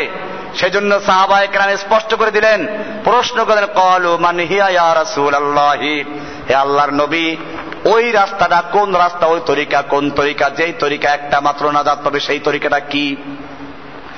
ক্বালা মা আনা আলাইহি ওয়া আসহাবি, আল্লাহর নবী বললেন, মা আনা আলাইহি ওয়া আসহাবি, যেই তরিকার উপরে আমি এবং আমার সাহাবীরা আছি, এই তরিকায় যারা চলবে তারা একমাত্র নাজাত পাবে, এছাড়া বাকি সব কোথায় যাবে? সাহাবায়ে কেরাম কি চিশতিয়া তরিকা ছিলেন, কাদরিয়া তরিকা, নকশবন্দিয়া, মুজাদ্দিদিয়া? আরে বাবাজি, এই তরিকাগুলো তৈরি হয়েছে নবীর মৃত্যুর 500 হিজরি পরে কমপক্ষে। এই লোকগুলোর জন্ম কবে? আব্দুল কাদের জিলানীর জন্ম কবে? চিশতিয়া তরিকার চিশতির জন্ম কবে? কাদরিয়া তরিকার জন্ম কবে? নকশবন্দিয়ার জন্ম কবে? নকশবন্দি কে আপনি বলতে পারবেন? কে লোকটা? কার নামে তরিকা লোককে বলতে পারবে? জানেও না। দেখেন, নকশবন্দি, চিশতি, কাদেরি, অমুক তমুক, বুঝেন ভালো করে, পরিষ্কার বলছেন, মা আনা আলাইহি ওয়া আসহাবি, আমি এবং আমার সাহাবীরা যেই তরিকার উপর আছি, এই তরিকায় যারা থাকবে তারাই একমাত্র নাজাত পাবে, বাকি সব জাহান্নামী। মিশকাত 30 নম্বর পৃষ্ঠা থেকে হাদিসটা পড়ছি। এরপরে আরো হাদিস আছে। আল্লাহু আকবার, একটা হাদিস আল্লাহ রাসূল বাদ দেন নাই, সবগুলো খুলে খুলে পরিষ্কার করে বলেছেন। এক হাদিসে আসছে আল্লাহ রাসূল বললেন, ওয়ান ইবনে মাসউদিন আন্না রাসূলুল্লাহি সাল্লাল্লাহু আলাইহি ওয়াসাল্লাম ক্বালা, আল্লাহ রাসূল সাল্লাল্লাহু আলাইহি ওয়াসাল্লাম বললেন, দরাবাল্লাহু মাসালান সিরাতান মুস্তাকিমান ওয়ান জামবাতাই সিরাতে সাওরানে ফীহিমা আবওয়াবুন মুফাত্তাহাতুন। আল্লাহ রাসূল সাল্লাল্লাহু আলাইহি ওয়াসাল্লাম বলেন যে আল্লাহ তাআলা তোমাদেরকে একটা দৃষ্টান্ত দিয়ে বুঝিয়ে দিয়েছেন সিরাতে মুস্তাকিম কোনটা আর গলত রাস্তা কোনটা। মেশকাতের 31 নম্বর পৃষ্ঠা শেষ হাদিসটা। দরাবাল্লাহু মাসালান, আল্লাহ তাআলা একটা দৃষ্টান্ত উপমা দিয়েছেন, সিরাতান মুস্তাকিমান, সিরাতে মুস্তাকিম সোজা রাস্তার, আর ওয়ান জামবাতাই সিরাতে সুরানে, আর ওই রাস্তাটার দুই পাশে দুইটা দেওয়াল আছে, দুই পাশে দুইটা দেওয়াল আছে। ফীহিমা আবওয়াবুন মুফাত্তাহাতুন, ওই দেওয়াল, রাস্তা চলছে সোজা রাস্তা, সেই রাস্তা দুধারে দেয়াল, নকশা খিঁচবেন, নকশা নিবেন। এই দেয়ালের মাঝে মাঝে দরজা আছে, এই দরজাগুলো খোলা, দরজাগুলো কি খোলা, আল্লাহ রাসূল খোলা দরজা। মুফাত্তাহাতুন ওয়ালাল আবওয়াবে সিত্রু সুতুরুন মুরখাতুন, তবে দরজাগুলোর মুখের উপরে, দরজাগুলোতে হালকা পাতলা পর্দা লাগানো আছে, খুব হালকা পর্দা লাগানো আছে। মুরখাতুন, ঢিলা ঢালা পর্দা, একটু ধাক্কা দিলেই পর্দা ছুটে যাবে। ওয়াইন্দা রাসিস সিরাতে দাইন, আর রাস্তার মুখে একজন দায়ী, একজন আহ্বানকারী দাঁড়িয়ে আছে, ঘোষণা করছে, ইস্তাকিমু আলাস সিরাত, তোমরা ওই সোজা রাস্তায় চলো, খবরদার ওই যে রাস্তার দুই পাশে দেওয়াল দেখতেছো, ওই যে পর্দা ঝুলানো দরজাগুলো, ওতে ঢুকো না। ইস্তাকিমু আলাস সিরাতি, তোমরা সিরাতের উপর স্থির থাকো, সোজা রাস্তায় চলো, খবরদার ডান দিকে আর বাম দিকে এই যে দরজাগুলো আছে পর্দা ফালানো, এই দরজাগুলো খুলতে যাইও না। ওয়ালা তাআফফাজু, তোমরা খবরদার ওই বাঁকা দরজাগুলো আর ডান পাশে বাম পাশে একটু মোড় নেবে না, ডানে বামে মোড় নিও না, তাহলে কিন্তু সর্বনাশ হয়ে যাইবা। আফাওকা যালিকা দাইন, একজনের রাস্তার মুখে ঘোষণা করছে, আর এরপরে তার মাথার উপর আরেকজন আছে ঘোষণাকারী। ইয়াদউ কুল্লামা হাম্মা আবাদা আবদুন আন ইফতাহা শাইয়াম মিন তিলকাল আবওয়াবে, আরেকজন আছে আহ্বানকারী, তিনিও ঘোষণা করছেন, যখনই কেউ ওই দরজা খুলতে যায়, দরজা খুলতে যায়, তখন বলে ওয়াইহাক লা তাফতাহ, তোর ধ্বংস হোক, তুই দরজা খুলিস না। ফাইন্নাকা ইন তাফতাহু তালিজহু, তুই যদি ওই দরজা খুলিস তাহলে কিন্তু ঢুকে পড়বি, এই দরজা খুললে ঢুকে পড়বি। একটা দৃষ্টান্ত দিয়ে বুঝাইলেন, তারপর আল্লাহ নবী ব্যাখ্যা দিচ্ছেন, সুম্মা ফাসসারাহু, এরপরে তাফসীর করে শুনাইলেন, ক্বালা ইন্না সিরাতা হুয়াল ইসলামু, ওই যে সোজা রাস্তাটা ওটা হচ্ছে কি ইসলাম। এরপরে ওয়াল আবওয়াবুল মুফাত্তাহাতু মাহারিমুল্লাহি, আর ওই যে দরজা খোলা দরজাগুলো, ওগুলো হচ্ছে আল্লাহর নিষিদ্ধ রাস্তাগুলো, নিষিদ্ধ কাজগুলো। ওয়াসসুতুরুল মুরখাতু হুদুদুল্লাহি, আর ওই যে হালকা পাতলা আবরণ পর্দা দেওয়া, ওগুলো হচ্ছে আল্লাহর যে হুদুদ, শাস্তি আইন আছে ওগুলো। ওয়ান্নাদ দাইয়া আলা রাসিত তরিক সিরাতে হুয়াল কুরআনু, আর রাস্তার মাথায় যে ঘোষণাকারী, যে খবরদার ওই দরজায় ঢুকে না, সে হচ্ছে কোরআন। ওয়ান্নাদ দাইয়া মিন ফাওকিহি, আর উপরে যে ব্যক্তি দায়ী আহ্বান করছে, সে হলো ওয়াইজুল্লাহি ফি কুল্লি কলবি কুল্লি মুমিন, প্রত্যেক মুমিন বান্দার অন্তরের মধ্যে একজন ওয়াইজ আছে, একজন আহ্বানকারী আছে, সৎ কাজের আদেশদাতা আছে, সে ওখান থেকে আদেশ করে, যখনই কোনো গুনাহের দিকে যায়, ওই খবরদার এখানে ঢুকিস না। প্রত্যেকটা মানুষের সঙ্গে একটা ফেরেশতা আছে, একটা শয়তান আছে। কি আছে? একটা ফেরেশতা আছে, একটা শয়তান আছে। আল্লাহ নবী সাল্লাল্লাহু আলাইহি সাল্লামকে জিজ্ঞেস করা হলো, আপনার সঙ্গেও কি শয়তান আছে? বলে হ্যাঁ, আমার সঙ্গেও আছে। ওয়ালাকিন্নাহু আসলামা, আমার সঙ্গে যে শয়তানটা আছে, ও শয়তানটা আমার অনুগামী হয়ে গেছে, কাজে সে আমাকে কোনো খারাপ পরামর্শ দিতে পারে না। তো যাই হোক, এখানেও বলা হলো যে এইরকম ভাবে পর্দা ঝুলানো আছে। আল্লাহ তাআলা বললেন যে খবরদার এই পর্দায় ঢুকতে যেও না, তাহলে কিন্তু তোমরা একেবারে শয়তানের খপ্পরে পড়ে যাবে। এরকম একটা দুটো না, আরো অনেক হাদিস আছে যেখানে বলা আছে এরপরে আল্লাহ রাসূল সাল্লাল্লাহু আলাইহি ওয়াসাল্লামের আরেকটা হাদিস আব্দুল্লাহ ইবনে মাসউদ রাদিয়াল্লাহু তাআলা আনহুর থেকে বর্ণিত, তিনি বলছেন মান কানা মুস্তান্নান। এখন কার আদর্শ মানবো, কার তরিকা মানবো? আল্লাহু আকবার। এখানে পরিষ্কার, এটা মিশকাতের 32 নম্বর হাদিসটা পড়ছি। আর ইবনে মাসউদ قال মান কানা মুস্তান্নান ফালিয়াস্তান্না বিমান কাদ মাতা। যদি কোনো ব্যক্তির আদর্শ গ্রহণ করতে চাও, কোনো ব্যক্তির তরিকা তুমি মানতে চাও, তাহলে কার তরিকায় চলবা? ফালিয়াস্তান্না বিমান কাদ মাতা, ওই লোকদের তরিকায় চলো, ওই লোকদের সুন্নাহ অনুসরণ করো যারা মরে গেছে। বলে পাওয়া গেছে তো, এটা মরে গেছে যারা, না ওই মরা না। আজকাল শুনুন কি বলতে চায়, ফাইনাল হাইয়া লা তুমানু আলাইহিল ফিতনাতু, জীবিত লোকদের তরিকায় তুমি চলতে যাইও না, কারণ জীবিত লোক যতক্ষণ পর্যন্ত জীবিত আছে অতক্ষণ পর্যন্ত সে পরীক্ষার মধ্যে আছে। লা তুমানু আলাইহিল ফিতনা, ফিতনা মানে ঈমান হারা হয়ে যায় কিনা সে আশঙ্কা আছে মৃত্যুর আগ পর্যন্ত। এরপরে বললেন উলাইকা আসহাবু মুহাম্মদ, ওই যেই লোকগুলোকে অনুসরণ করতে বলেছি তা কারা? তারা হচ্ছে উলাইকা আসহাবু মুহাম্মাদিন সাল্লাল্লাহু আলাইহি ওয়াসাল্লাম, সেই লোকগুলো হচ্ছে মুহাম্মদ সাল্লাল্লাহু আলাইহি ওয়াসাল্লামের সাহাবীরা। কানু আফদালা হাযিহিল উম্মাহ, তারা ছিল এই উম্মতের সবচেয়ে উত্তম মানুষ। সাহাবায়ে কেরাম কি ছিলেন? এই উম্মতের সবচেয়ে উত্তম মানুষ ছিলেন তারা। আবার রাহা কুলুবান, যাদের অন্তরটা ছিল সবচেয়ে সুন্দর পরিষ্কার পরিচ্ছন্ন। ও আমাকাহা ইলমান, এলেমের দিক থেকেও তারা সবচেয়ে গভীর এলেমের অধিকারী ছিলেন। ও আকাল্লাহা তাকাল্লুফান, এবং কৃত্রিমতা তাদের মধ্যে ছিল না, কৃত্রিমতা বলতে কিছুই ছিল না। ইখতারাহুমুল্লাহু লিসুহবাতি নবিয়্যিহি ওয়া লিইকামাতি দীনিহি, আল্লাহ তাআলা তাদেরকে নবীর সোহবতের জন্য, নবীর সাহচর্যতার জন্য, নবীর সাহাবী হওয়ার জন্য নির্বাচন করেছেন। ওয়া লিইকামাতি দীনিহি, এবং তাদের মাধ্যমে আল্লাহ তাআলা তার দ্বীনকে কায়েম করার জন্য তাদেরকে নির্বাচন করেছেন। সুবহানাল্লাহি ওয়া বিহামদিহি, আল্লাহ তাআলা তাদেরকে নির্বাচন করেছিলেন।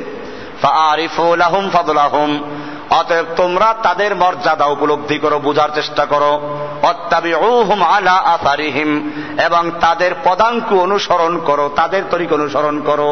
কোন খাজা বাবার তরিকা অনুসরণ করতে যেও না, কোন চিশতিয়ানা কাদেরিয়ানা কোন তরিকা না। তরিকা কাদের? আল্লাহর রাসূল এবং সাহাবায়ে কেরামদের তরিকা। ওয়া তামাসসাকু বিমাস্তাতাতুম মিন আখলাকিহিম ওয়া সিয়ারিহিম, আর যতদূর সম্ভব তোমরা পারো, তামাসসাকু মজবুত করে ধরো, শক্ত করে ধরো, বিমাস্তাতাতুম মিন আখলাকিহিম ওয়া সিয়ারিহিম, সাহাবায়ে কেরামদের আখলাক চরিত্র এবং তাদের আদর্শ তোমরা যতদূর পারো আঁকড়ে ধরো। ফাইন্নাহুম কানু আলাল হুদা আল মুস্তাকিম, কেননা তারাই ছিল হেদায়েতের উপরে এবং তারাই ছিল সিরাতে মুস্তাকিমের উপরে। কাজে ওই তরিকার অনুসরণ করো। আল্লাহর রাসূল সাল্লাল্লাহু আলাইহি ওয়াসাল্লাম কতগুলো হাদিস পরিষ্কার করে দিলেন। এইভাবে হাদিসে পরিষ্কার করা আছে যে আমরা তরিকা অনুসরণ করব কার? রাসূলের তরিকা। যে তরিকা আল্লাহ রাসূল নিজে ছিলেন, যে তরিকায় সাহাবায়ে কেরাম ছিলেন, সেই তরিকার অনুসরণ করতে বলা হয়েছে। সেজন্য বলছি আজকের আলোচনায় ছিল যে কিয়ামত পর্যন্ত একটা দল হক থাকবে আর একটা দল বাতিল থাকবে। হক এবং বাতিলের যুদ্ধ সেই জান্নাত থেকে শুরু হয়েছে শয়তান আর আদমের মধ্যে। এরপরে আমি এটার ইতিহাস জানলাম যে কিয়ামত পর্যন্ত এটা চলতে থাকবে। শেষ পর্যন্ত দাজ্জাল আসবে, তার সাথে ঈসা আলাইহিস সালামের লড়াই হবে। এর মাধ্যমে হক এবং বাতিলের যুদ্ধের সমাপ্তি ঘটবে, চলতে থাকবে। এজন্য ইসলামের জন্য পরীক্ষা দিতে হবে। পরীক্ষা ছাড়া, স্বর্ণ যদি সুন্দরী নারীর গলায় উঠতে চায় তাহলে তাকে পরীক্ষা দিতে হয়, আগুনে পোড়া খেতে হয়, এরপরে লোহার বাড়ি খেতে হয়, এরপরে হার হয়, তারপরে গলায় উঠে। ঠিক তেমনি ভাবে যদি মুসলিম জাতিকে আবার বিজয় লাভ করতে হয় তাহলে তাকে আবার সেই সত্যিকার অর্থে ঈমানদার হতে হবে, যেভাবে সাহাবায়ে কেরামদের ঈমান ছিল। কোরআনে বলা আছে ওয়ালা তাহিনু ওয়ালা তাহজানু ওয়া আনতুমুল আ'লাউনা ইন কুনতুম মুমিনিন। ওয়ালা তাহিনু, তোমাদের কোনো চিন্তা নেই। ওয়ালা তাহজানু, তোমাদের কোনো ভয় নেই, কোনো চিন্তা নেই। ওয়া আনতুমুল আ'লাউনা, তোমরাই থাকবে বিজয়ী, তোমরাই থাকবে সমাদৃত। ইন কুনতুম মুমিনিন, যদি তোমরা কি হও? মুমিন হও। তো মুমিন হলে তোমরা বিজয়ী থাকবে। এখন কেন মার খাচ্ছি? বোঝা গেল মুমিন হতে পারি নাই। মুমিন কেমনে হবে? এই তো ঈমানের অবস্থা। কোরআন হাদিসের ইসলামকে আপনি একটু পড়বেন, আর এরপরে সমাজের ইসলামকে বিচার করবেন, দেখেন ইসলাম কোথায় আছে। এই জন্য পরীক্ষা আসবে। পরীক্ষা আল্লাহ রাসূল সাল্লাল্লাহু আলাইহি ওয়াসাল্লাম নিজে দিয়েছেন, যুগে যুগে নবীরা পরীক্ষা দিয়েছেন। এইভাবে জাকারিয়া আলাইহিস সালামকে করাত দিয়ে চিরা হয়েছে, মূসা আলাইহিস সালামকে নীল দরিয়া পার হতে হয়েছে, ইয়াকুব আলাইহিস সালাম 40 বছর ধরে ক্রন্দন করেছেন, ইউসুফ আলাইহিস সালাম কুয়ায় নিক্ষেপিত হয়েছেন, মুহাম্মদ সাল্লাল্লাহু আলাইহি ওয়াসাল্লাম দান্না শহীদ করেছেন, বেলালকে উত্তপ্ত বালির উপরে শুয়ে দেওয়া হয়েছে, সুমাইয়া রাদিয়াল্লাহু আনহাকে টুকরা টুকরা করা হয়েছে, এরকম জরিরাকে চক্ষু উঠে নেওয়া হয়েছে, লেবীনা রাদিয়াল্লাহু আনহু চামড়া খুলে নেওয়া হয়েছে, বদরের যুদ্ধে 14 জন সাহাবী শহীদ হলো, উহুদের যুদ্ধে 70 জন সাহাবী শহীদ হলো, হামজা রাদিয়াল্লাহু আনহু 12 টুকরা করা হলো, এরকম খাব্বাব ইবনে আরাদকে জ্বলন্ত আঙ্গার উপরে শুয়ে দেওয়া হলো, খুবাইব ইবনে আদিকে ফাঁসি দেওয়া হলো, হুযাফা সুহাইলিকে জ্বলন্ত আঙ্গারের তেলের ভিতরে ছেড়ে দেওয়া হয়েছিল। এরকম ভাবে এক একজন সাহাবীকে এক এক নির্যাতন সহ্য করতে হয়েছে। যুগে যুগে মুসলিমরা নির্যাতন করে সহ্য করে বাতিলে মোকাবেলা করেছে এবং এরপরে আল্লাহ তাআলা বিজয় দান করেছেন। সেজন্য আজকের আলোচনা ছিল জালুতের বিরুদ্ধে। তালুতের বাহিনী যখন যুদ্ধে নামলেন তখন তারা দোয়া করেছিলেন, শুরুতে আয়াত ছিল, তারা কি বলেছিলেন? ওয়ালাম্মা বারাজু লিজালুতা ওয়া জুনুদিহি ক্বালু রাব্বানা আফরিগ আলাইনা সাবরান ওয়া সাব্বিত আকদামানা ওয়ানসুরনা আলাল কওমিল কাফিরিন। ও রাব্বুল আলামিন, আমরা তোমার জন্য যুদ্ধে লিপ্ত হয়েছি, তোমার দিন কায়েমের জন্য বাতিলের মোকাবেলায় দাঁড়াচ্ছি। রব্বানা আফরিগ আলাইনা সাবরান, ও রব্বুল আলামিন, যেন আমরা পালাইয়া না যাই, দৌড় দিয়ে না যাই, যুদ্ধের ময়দান থেকে যেন না ভাগি।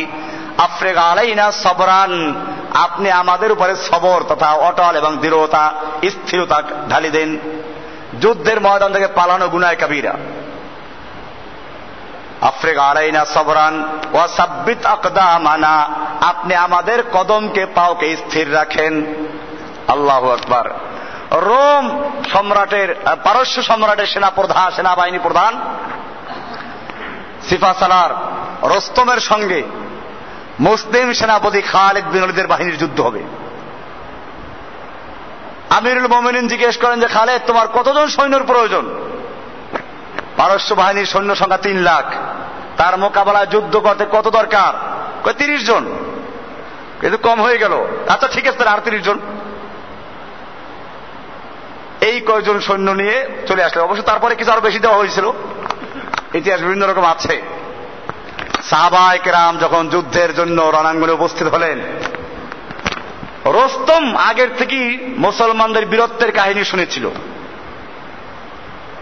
রাতের বেলায় গোয়েন্দা পাঠালো, দেখো মুসলমানরা কি করে। গোয়েন্দারা গিয়ে দেখে মুসলমানরা কান্দে, কান্নায় চোখ দিয়ে পানি পড়ে, ডুকরে ডুকরে কাঁদছে। রোস্তমকে বলল যে এদের সঙ্গে আমরা কি যুদ্ধ করব? ওরা তো ভয়ে কাঁদতে কাঁদতে একেবারে চোখের পানি ছেড়ে দিয়ে ডুকরে ডুকরে মরতেছে।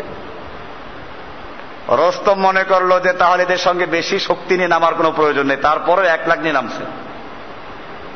যুদ্ধ শুরু হলো। খালিদ বিন ওলীদের বাহিনীর এক একজন সৈন্য, ওদের প্রায়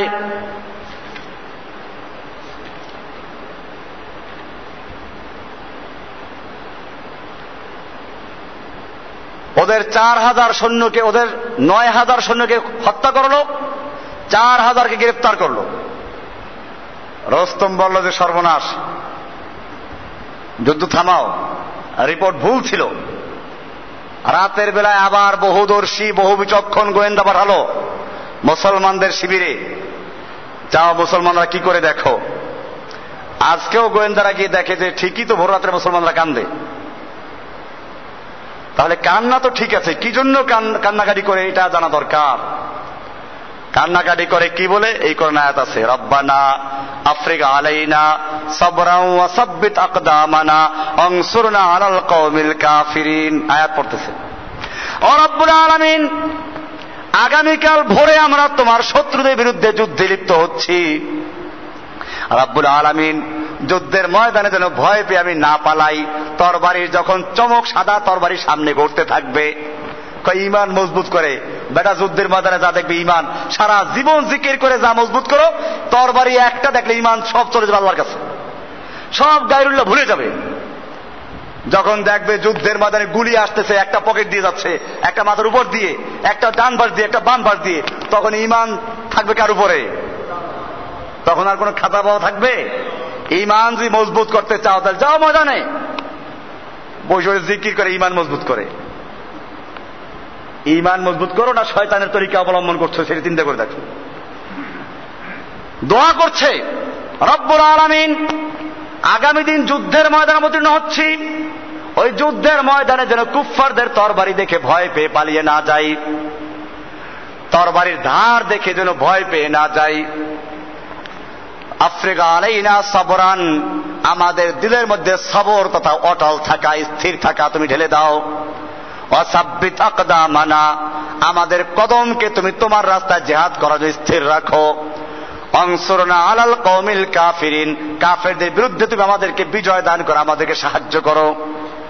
রব্বুল আলামিন, যুদ্ধ করতে করতে যেন আমি টুকরো টুকরো হয়ে যাই, আমার যেন লাশ খুঁজে না পাওয়া যায়, কেউ যেন বলতে না পারে আমি গোসল করাইছি, কেউ যেন বলতে না পারে আমি কাঁধে নিয়ে গেছি, কেউ যেন বলতে না পারে আমি কবর দিয়েছি। রব্বুল আলামিন এমন ভাবে যেন টুকরো টুকরো হয়ে যায়, আমার যেন কবর দেওয়ার প্রয়োজন না হয়, লাশ বহন করার প্রয়োজন না হয়। দোয়া করে এবারে গোয়েন্দারা বুঝতে পারলো দোয়া কান্নাকাটি করে ঠিক, কিন্তু আমাদের ভয়তে না। এবারে রোস্তম কি বলল, দেখো মুসলমান সৈন্যরা কান্নাকাটি করে ঠিকই, কিন্তু সেটা তোমার ভয়তে না। তাদের কান্নাকাটির কারণ হচ্ছে তারা আল্লাহর কাছে ক্রন্দন করে করে বলছে, আল্লাহ তোমার রাস্তায় জিহাদ করতে যাচ্ছি, যুদ্ধ করতে যাচ্ছি, তুমি আমাকে স্থির রাখো, অটল রাখো, যেন পালাইয়ে না যাই, মৃত্যুর জন্য ভয় না পাই। আল্লাহ আমি যেন টুকরো টুকরো হয়ে যাই। ও কমান্ডার সাহেব শুনে রেখো, তোমার সৈন্যদের কাছে সুন্দরী নারী এবং মদের পেয়ালা যত বড় প্রিয়, মুসলিম সেনাদের কাছে আল্লাহর রাস্তায় শহীদ হয়ে যাওয়া তার চেয়ে বেশি প্রিয়। রব্বানা আফরিগ আলাইনা ওয়ালাম্মা বারাজু লিজালুত ওয়া জুনুদিহি, যখন দুর্ধর্ষ জালুত এবং তার সেনা দলের সামনে মুসলিমরা উপনীত হলো, ক্বালু, তখন তারা বলল, কি বলল, যে আল্লাহ আমরা এত বড় বিশাল বাহিনীর সঙ্গে কেমনে যুদ্ধ করব? ভারতের লক্ষ লক্ষ সৈন্য, আমেরিকার পারমাণবিক বোমা, ভারতের পারমাণবিক বোমা, ব্রিটেন তার সঙ্গে আছে, অস্ট্রেলিয়া আছে, ইসরায়েল আছে, ইহুদি আছে, কেমনে আমরা যুদ্ধ করবো? আল্লাহ তুমি আমাদের কেন এখানে পাঠাইলা? এই দোয়া করেছিল। বোঝা গেল মুমিনরা কোন সময় কুফফারকে ভয় পায় না। রব্বানা আফরিগ আলাইনা সাবরান ওয়া সাব্বিত আকদামানা ওয়ানসুরনা আলাল কওমিল কাফিরিন। ও রব্বুল আলামিন, আমরা তোমার জন্য যুদ্ধে লিপ্ত হচ্ছি। জালুতের বিশাল বাহিনী, দুর্ধর্ষ সেনা ওদের হাতে আছে, অস্ত্র আছে, ঘোড়া আছে, উট আছে, আমাদের তেমন কিছুই নেই। ও রব্বুল আলামিন, আমাদের সঙ্গে তুমি তো আছো। রব্বানা আফরিগ আলাইনা সাবরান ওয়া সাব্বিত আকদামানা। ও রব্বুল আলামিন, তুমি আমাদেরকে অটল থেকে যুদ্ধ করার তৌফিক দান করো, আমাদের কদমকে স্থির রাখো। অনসুরনা আলাল কওমিল কাফিরিন, কাফেরদের বিরুদ্ধে আমাদেরকে সাহায্য করো। ফাহাজামুহুম বিইজনিল্লাহি, আল্লাহ তাআলা বলছেন ফাহাজামুহুম বিইজনিল্লাহি, আল্লাহ তাআলা ওদেরকে পরাজিত করলেন, ওদেরকে পরাস্ত করলেন, ওদেরকে ধ্বংস করলেন আল্লাহর নির্দেশে। ওয়া কাতালা দাউদ জালুতা, এবং দাউদ জালুতকে হত্যা করলো। যে ব্যক্তি অহংকার করেছিল, যে ব্যক্তি চ্যালেঞ্জ করেছিল আমাকে কে হত্যা করতে পারবে, দাউদ একজন যুবক তাকে হত্যা করে ফেললো। ওয়া আতাহুল্লাহুল মুলকা ওয়াল হিকমাতা ওয়া আল্লামাহু মিম্মা ইয়াশাউ ওয়া লাউলা দাফউল্লাহিন নাস বা'দাহুম বিবাদিন। এরপর আল্লাহ তাআলা বলছেন, যুগে যুগে যত লোক অহংকার করেছে, যুগে যুগে আল্লাহর সঙ্গে বিদ্রোহ করেছে, আল্লাহর জমিনে বসে নিজের প্রভুত্ব কায়েম করেছে, আল্লাহর দ্বীনকে যারা চক্রান্ত করে পরিবর্তন করেছে, আল্লাহর কালামকে যারা বাতিল করে দিয়েছে, যে সমস্ত লোকেরা আল্লাহর শাসনকে পরিবর্তন করে দিয়েছে, চাই সে শাসক গোষ্ঠী হোক আর চাই ধর্মীয় যাজক গোষ্ঠী হোক, যারাই করেছে, এই দুই দলের লোকেরা এই যুগে যে ক্ষতি করেছে। কয় দলের লোকেরা? এক দলের শাসক আর একদিকে যাজক, একদিকে শাসক আর একদিকে এক শ্রেণীর আলেম, যারা ইসলামকে ধ্বংস করার জন্য বিভিন্ন তরিকা তৈরি করে করে মুসলমানদেরকে বিভক্ত করে দিয়েছে। মুসলমানদের টুপি পার্থক্য করে দিয়েছে, এইটা এই পীরের টুপি, ওইটা ওই পীরের টুপি, এইটা এই তরিকার টুপি, এটা ওই তরিকার টুপি, জামার মধ্যে পার্থক্য, পাগড়ির মধ্যে পার্থক্য, এমনকি পাগড়ির বুতামের মধ্যেও পার্থক্য আছে না? খেয়াল করে দেখবেন কত রকম বুতাম আছে বাংলাদেশে। আল্লাহ রাব্বুল আলামিন বলছেন, ওয়ালাউলা দাফউল্লাহিন নাস বা'দাহুম বিবা'দিন, আল্লাহ তাআলা যদি একদল মানুষকে দিয়ে আর একদল মানুষকে প্রতিহত না করতেন, একদলকে দিয়ে আর একদলকে দমন না করতেন, ক্ষমতা কয়দিনের? স্থায়ী, কারো জন্য না। এই আয়াত বলছে যখনই আমি কাউকে ক্ষমতা দেই, সেই ক্ষমতার যখন অপব্যবহার শুরু করে, তখন আল্লাহ তাআলা আর এক দলকে চাপাইয়ে দেন, আর এক দল শক্তিশালী হয়। ওয়াতিলকাল আইয়ামু নুদাবিলুহা বাইনান নাস, আল্লাহ বলছেন আমি এরকম পরিবর্তন করতে থাকবো। এক দল বেশি বাড়াবাড়ি করবে, আর এক দল দিয়ে দমন করব, ওই দল বাড়াবাড়ি করবে, আর এক দল দিয়ে দমন করব। বাড়াবাড়ি করে থাকে দুনিয়া, দেখে না দুনিয়া যদি বিচার শুরু হয়ে যায়, যেই বাড়াবাড়ি করবে ওরে দমন করার জন্য আরেকজন চলে আসে।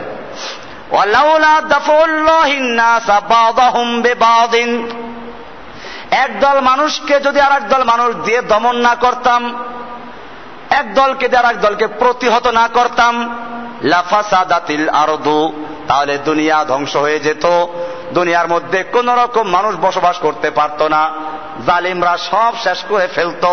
ওয়ালাকিন্নাল্লাহা যু ফাদলিন আলাল আলামিন, কিন্তু আল্লাহ তাআলা আলামিন গোটা বিশ্ববাসীর জন্য তিনি বড় অনুগ্রহশীল, দয়াশীল। তিনি দয়া করে এই ইন্তজাম করেছেন, এই নিজাম ঠিক রেখেছেন।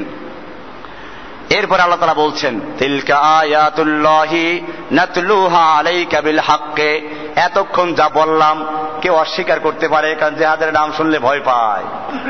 এই জন্য আল্লাহ তাআলা কত সুন্দর করে দেখেন, তিলকা আয়াতুল্লাহি, এগুলো আল্লাহর আয়াত, নাতলুহা আলাইকা বিল হাক্কে, যেগুলো আপনার প্রতি হক এবং সত্য সহকারে তেলাওয়াত করছি, এগুলো কোরআনের আয়াত।